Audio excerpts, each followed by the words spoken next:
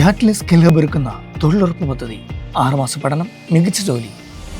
2013 September 13 ആ ദിവസത്തിന് വലിയ പ്രത്യേകതയുണ്ട് ഇന്ത്യൻ രാഷ്ട്രീയത്തിൽ. ദില്ലിയിലെ കൊണോട്ട് പ്ലേസിനോട് ചേർന്നുള്ള NDMC ഹാളിൽ നടന്ന BJPയുടെ പാർലമെന്ററി ബോർഡ് യോഗത്തിൽ അന്നായിരുന്നു ആ വലിയ പ്രഖ്യാപനം അന്നത്തെ BJP അധ്യക്ഷൻ രാജ്നാഥ് സിംഗ് നടത്തിയത്.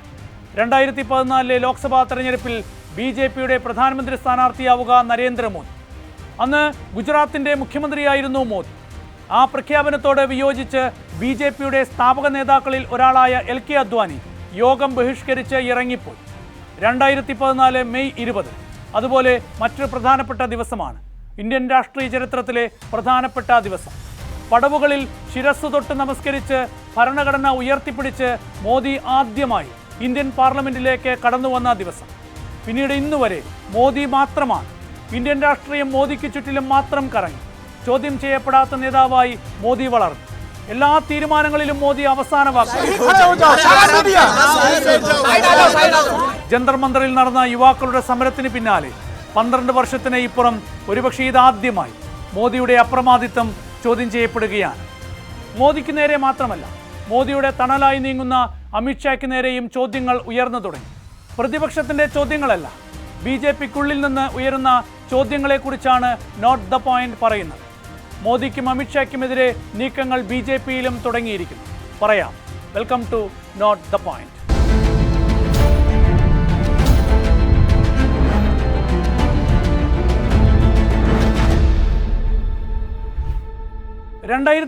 ൽ വാരാണസിയിലെ ഗംഗാതീരത്ത് വെച്ച് അന്ന് ഗുജറാത്തിൻ്റെ മുഖ്യമന്ത്രിയായിരുന്നു നരേന്ദ്രമോദി. അന്ന് മോദി പറഞ്ഞ വാക്കുകൾ പുതിയൊരു രാഷ്ട്രീയത്തിൻ്റെ തുടക്കമായിരുന്നു. ഗംഗാ മാതാവ് എന്നെ ഇവിടേക്ക് വിളിച്ചതാണ്. മുജേ മാ ഗംഗാനെ ബുലായ ഹെ. മോദി എന്ന കൂർമ്മബുദ്ധിയുള്ള സംഘപരിവാർ രാഷ്ട്രീയക്കാരൻ്റെ ആ വാക്കുകൾക്ക് വലിയ ലക്ഷ്യങ്ങളുണ്ടായിരുന്നു. വലിയ ലക്ഷ്യത്തിലേക്കുള്ള ചുവടുവെപ്പ് തന്നെയായിരുന്നു. 90കളുടെ അവസാനത്തിൽ AB വാജ്പേയി അധികാരത്തിലെത്തിയ കാലത്തെ പോലെയല്ല, അതിനേക്കാൾ തീവ്രത കൂടിയ സംഘപരിവാർ രാഷ്ട്രീയം. അതാണ് മോദി മുന്നോട്ട് വെച്ചത്. എല്ലാം അങ്ങയുടെ കൃപ എന്ന് തെരഞ്ഞെടുപ്പ് വിജയത്തിന് ശേഷം മോദിയെ നോക്കി LK അദ്വാനി പറഞ്ഞത് ഓർമ്മയില്ലേ? 2014 മെയ് 20 പാർലമെന്റ് സെൻട്രൽ ഹാളിൽ നടന്ന BJPയുടെ പാർലമെന്ററി പാർട്ടി യോഗത്തിൽ LK അദ്വാനിയുടെ ആ വാക്കുകൾക്ക് മുന്നിൽ മോദി പൊട്ടിക്കരഞ്ഞു. BJP തനിക്ക് അമ്മയെ പോലെയാണ്. ആ അമ്മയ്ക്ക് വേണ്ടി ചെയ്യുന്ന ഉത്തരവാദിത്തങ്ങളെ തൻ്റെ കൃപയായി കാണരുത് എന്ന് പറഞ്ഞായിരുന്നു മോദിയുടെ കരച്ചിൽ. പിന്നീട് മോദി ഒരിക്കൽ കൂടി കണ്ണു നനച്ചു. അത് നോട്ട് നിരോധനത്തിൽ ജനം വലഞ്ഞ് തെരുവിൽ കുഴഞ്ഞു വീണ് മരിച്ച കാലത്തായിരുന്നു. 2016 നവംബർ 8 അന്നാണല്ലോ രാജ്യത്ത് നോട്ട് നിരോധിച്ചത്. ഒരു മുന്നൊരുക്കവുമില്ലാതെ പ്രഖ്യാപിച്ച നോട്ട് നിരോധനം ജനത്തെ വലച്ചപ്പോൾ കണ്ണീരോടെ അന്ന് മോദി പറഞ്ഞത് ഇങ്ങനെയാണ്: എനിക്ക് വെറും 50 ദിവസം തരൂ. ആ 50 ദിവസത്തിന് ശേഷവും എൻ്റെ ഭാഗത്ത് എന്തെങ്കിലും കുറവോ തെറ്റോ ഉണ്ടായാൽ നിങ്ങൾ എന്നെ ഏത് തെരുവിൽ കൊണ്ടുപോയി നിർത്തിയാലും രാജ്യം തരുന്ന എന്ത് ശിക്ഷയും ഏറ്റുവാങ്ങാൻ ഞാൻ തയ്യാറാണ്. നോട്ട് നിരോധനം വലിയ പരാജയമെന്ന് പിന്നീട് റിസർവ് ബാങ്ക് ഓഫ് ഇന്ത്യയുടെ റിപ്പോർട്ടുകൾ വ്യക്തമാക്കി. ഒരു തെരുവിലും ശിക്ഷ ഏറ്റുവാങ്ങാൻ നരേന്ദ്രമോദിയെ കണ്ടില്ല. എന്തിനാണ് നോട്ട് നിരോധിച്ചത്? അതുകൊണ്ട് എന്താണ് നേട്ടമുണ്ടായത്? എത്ര കോടി രൂപയുടെ കള്ളപ്പണം പിടിച്ചെടുത്തു? ഇതുവരെ ഇന്ത്യയുടെ പ്രധാനമന്ത്രി നരേന്ദ്രമോദി രാജ്യത്തോട് പറഞ്ഞിട്ടില്ല. 2026 ജൂലൈ 23 അർദ്ധരാത്രി അന്ന് മോദിയുടെ മറ്റൊരു മുഖം രാജ്യം കണ്ടു. ഹലോ ഫ്രണ്ട്സ് എന്ന് പറഞ്ഞു തുടങ്ങിയ ആ വീഡിയോ വിദ്യാർത്ഥികൾ ഉയർത്തിയ പ്രതിഷേധം തടഞ്ഞു നിർത്താനുള്ള അവസാനത്തെ അടവായിരുന്നു. പക്ഷേ ജൂലൈ 24 നേരം പുലരും മുൻപേ ആ വീഡിയോ അമ്പേ പരാജയപ്പെട്ടു. 2014 മുതൽ ഇങ്ങോട്ടുള്ള ഒരു പതിറ്റാണ്ടിലധികം കാലം ഹിന്ദുത്വ രാജ്യം വാർത്തെടുക്കുക എന്ന സംഘപരിവാർ രാഷ്ട്രീയം കൃത്യമായി തന്നെ മോദി നടപ്പാക്കി. LK അദ്വാനി, മുരളി മനോഹർ ജോഷി തുടങ്ങിയ നേതാക്കളെയൊക്കെ മാർഗദർശക് മണ്ഡൽ എന്ന പദവി നൽകി ഒഴിവാക്കി. അരുൺ ജെയ്റ്റ്ലി, സുഷമ സ്വരാജ് തുടങ്ങിയ നേതാക്കളെ മാത്രം അന്ന് മോദി കൂടെ കൂട്ടി. 2014 അധികാരത്തിൽ വന്നതിന് പിന്നാലെ മോദിക്കെതിരെ പടനീക്കങ്ങൾ നടത്തിയ നിരവധി നേതാക്കളുണ്ടായിരുന്നു. യശ്വന്ത് സിൻഹ, അരുൺ ഷൂരി, സുബ്രഹ്മണ്യൻ സ്വാമി തുടങ്ങി ഒട്ടനവധി പേർ. ഇവർക്കൊന്നും മോദിയെ തൊടാൻ പോലും സാധിച്ചില്ല.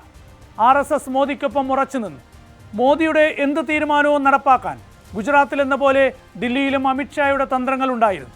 പക്ഷേ 3ാം മോദി സർക്കാരിലേക്ക് എത്തുമ്പോൾ ചോദ്യം ചെയ്യപ്പെടാത്ത വ്യക്തിത്വങ്ങളായി തുടർന്ന മോദിക്കും അമിത്ഷായ്ക്കും നേരെ ചോദ്യങ്ങൾ ഉയർന്നു തുടങ്ങി എന്നതാണ്. പ്രേക്ഷകരെ, ഒരുപക്ഷെ കഴിഞ്ഞ 12 വർഷത്തിൽ ഇതാദ്യമായി ഏറ്റവും വലിയ രാഷ്ട്രീയ പ്രതിസന്ധിയെ നേരിടുകയാണ് പ്രധാനമന്ത്രി നരേന്ദ്രമോദിയും ആഭ്യന്തരമന്ത്രി അമിത്ഷായും. BJPയിൽ ഇന്ന് അദ്വാനി കഴിഞ്ഞാൽ പഴയ തലമുറയിലെ നേതാക്കളിൽ ഒരാളായ മുരളി മനോഹർ ജോഷി, മറ്റൊരു നേതാവ് മുരളീധർ റാവു തുടങ്ങി നിരവധി പേർ BJPക്കുള്ളിൽ നിന്ന് നൽകുന്ന സന്ദേശം അത് മോദിക്കും അമിത്ഷായ്ക്കും അനുകൂലമല്ല. ഉത്തർപ്രദേശ് മുഖ്യമന്ത്രി യോഗി ആദിത്യനാഥ് അദ്ദേഹം ചെറിയ മീനല്ല എന്ന്. RSSന് മോദിയോളം പ്രിയപ്പെട്ട നേതാവാണ് ഇന്ന് യോഗി ആദിത്യനാഥ്. മോദിക്ക് ശേഷം ആദിത്യനാഥ് എന്ന ചർച്ചകൾ BJPക്കുള്ളിൽ ഉണ്ടായിരിക്കെയാണ് അയോധ്യയിലെ സംഭാവന കൊള്ള പുറത്തു വരുന്നത്. അത് യോഗി ആദിത്യനാഥിൻ്റെ പ്രതിച്ഛായയ്ക്കും മങ്ങലേൽപ്പിച്ചിട്ടുണ്ട്. പക്ഷേ നേരിട്ടല്ലെങ്കിലും മോദിയുടെ എതിർചേരിയിൽ ആദിത്യനാഥും ഇടം പിടിച്ചിട്ടുണ്ട്. RSS മേധാവി മോഹൻ ഭാഗവത്തും മുന്നറിയിപ്പുകൾ നൽകുന്നു. BJPയുടെ കേന്ദ്രമന്ത്രിമാരിൽ പലരും അസംതൃപ്തരാണ്.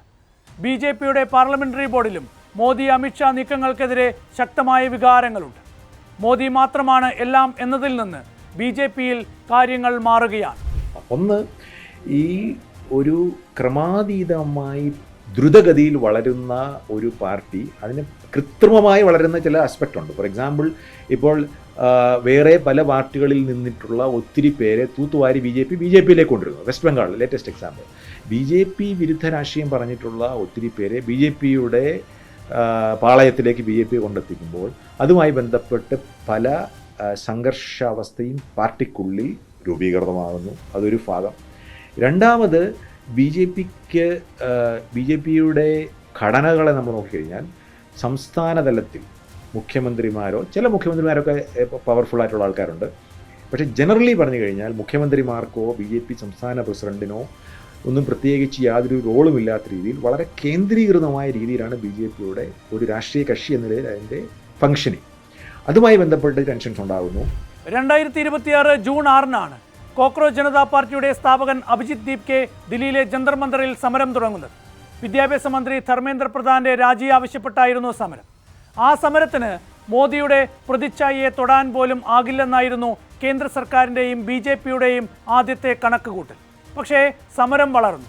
ജൂലൈ 20 പാർലമെന്റ് മാർച്ചിൽ BJPയെ മാത്രമല്ല എല്ലാ രാഷ്ട്രീയ പാർട്ടികളെയും അമ്പരപ്പിച്ചുകൊണ്ടാണ് 50,000-ലധികം വരുന്ന യുവാക്കളും വിദ്യാർത്ഥികളും പാർലമെന്റിലേക്കുള്ള മാർച്ചിന്റെ ഭാഗമായത്.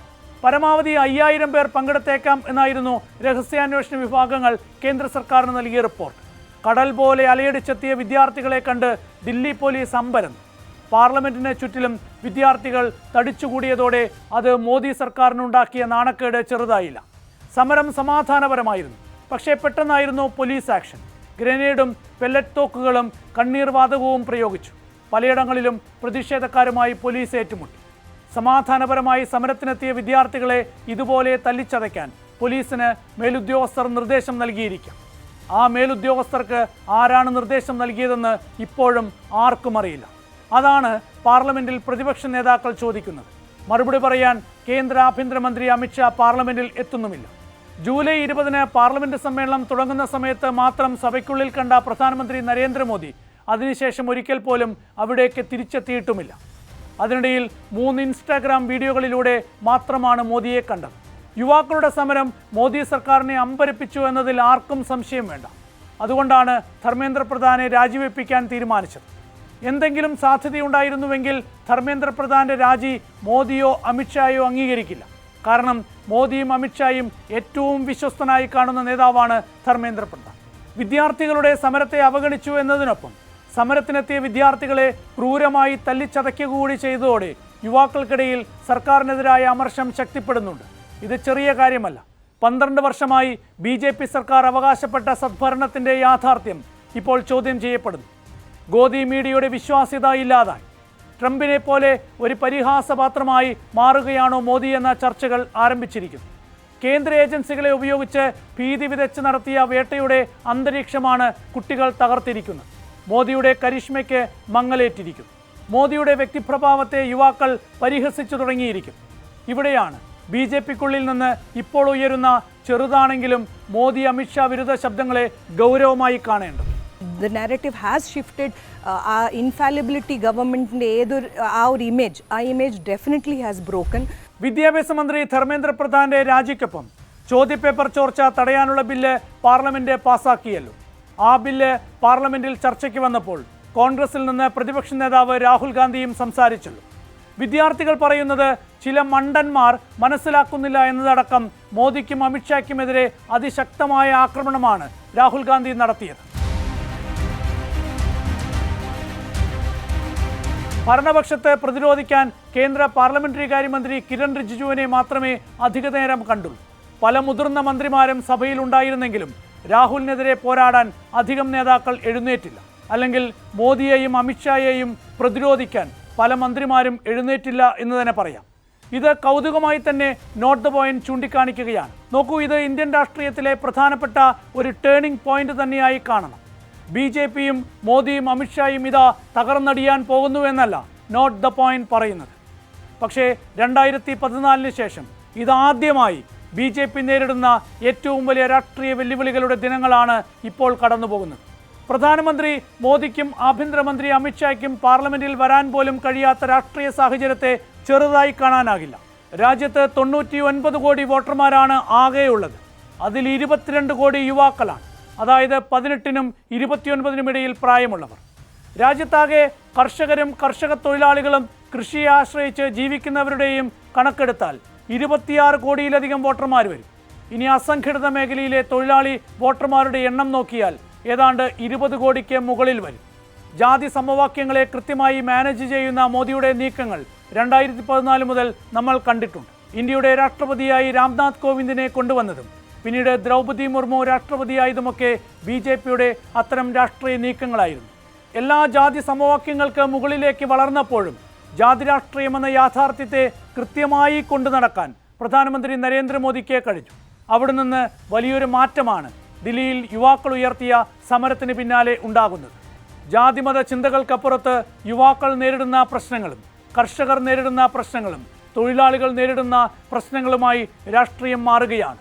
ഹിന്ദുത്വ രാഷ്ട്രീയത്തെയും ജാതി രാഷ്ട്രീയത്തെയും മറികടക്കാനുള്ള കരുത്ത് യുവാക്കളുടെയും കർഷകരുടെയും മുന്നേറ്റങ്ങൾക്കുണ്ടായാൽ ഇന്ത്യൻ രാഷ്ട്രീയത്തിൽ ഉണ്ടാകാൻ പോകുന്നത് വലിയ മാറ്റം തന്നെയാണ്.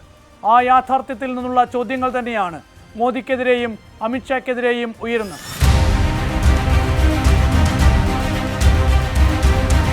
പ്രിയപ്പെട്ട പ്രേക്ഷകരെ, CJP സമരത്തിന് പിന്നാലെ കർഷകരുടെ സമരം തുടങ്ങാൻ പോകുന്നു. പെട്രോളിൽ എത്തനോൾ കലർത്തിയതിനെതിരെ വാഹന ഉടമകളുടെ പ്രതിഷേധവും അമർഷവും ആളിക്കത്തും. EJP എന്ന പേരിൽ മറ്റൊരു സാങ്കല്പിക പാർട്ടിയും രൂപം കൊള്ളാൻ പോകുന്നു. അയോധ്യയിലെ സംഭാവന കൊള്ളയിൽ മോദിക്കെതിരെ ചോദ്യങ്ങൾ ഉയർത്തിയത് ഉത്തർപ്രദേശിലെ BJP നേതാക്കളാണ്. മോദിയെയും അമിത്ഷായെയും സംബന്ധിച്ച് BJPയെ സംബന്ധിച്ച് ഇത് ചെറിയ വെല്ലുവിളിയല്ല. 1925 നവംബർ 27-നാണ് RSS രൂപീകരിച്ചത്. RSSന്റെ 100ാം വാർഷികത്തിൽ അയോധ്യയിൽ രാമക്ഷേത്രം നിർമ്മിക്കാൻ നരേന്ദ്രമോദിയിലൂടെ BJPക്ക് സാധിച്ചു.